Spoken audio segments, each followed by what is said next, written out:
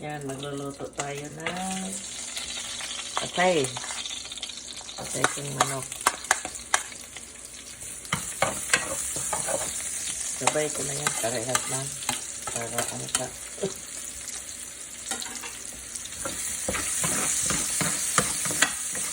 Ito yung anong balong-balonan. Medyo pinaano ko na kanina pa. Pero hindi pa masyadong ayan na yan.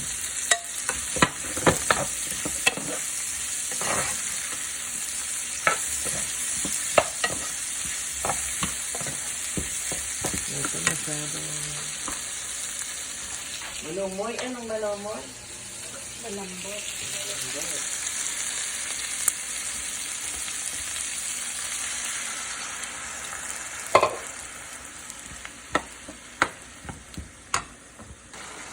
Guys, pinatuloan ko muna yung para guys, pinalambot ko muna itong balong-balonan at ilalagay na natin itong akay. Ayan yung akay. Pag nandito na ang akay, wag muna natin masyadong halo-haloin dahil nadudurog yan. Lagyan natin na ito laurel, kasi nga adobo yan, diba? Lagyan ko dito. Yan.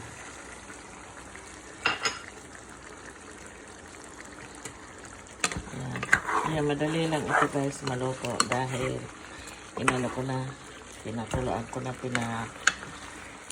ko na itong balong-balonan. Ito naman atay, hindi ito pwede masyadong paghalo-haloin. Ito guys, wala naman akong ilinagay ko ng iba, kaya lalagyan ko nito.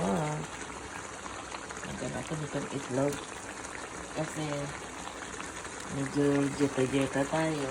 Itlog na lang ang kainin ko. Tapos konting akay, diba? Ayan.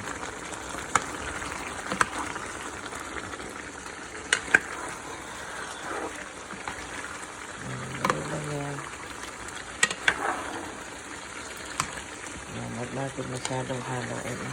Inano ko lang naman ito sa ano yun.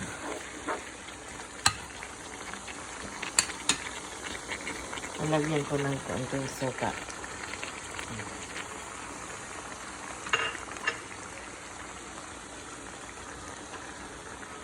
Mamaya lagyan ko ng medyo chili-chili. Konting-konti lang pagluto na ito. Mahirap nito, walang taga-video, oh. Ay, ang hirap. Gumagalaw ang, ano, hirap, diba?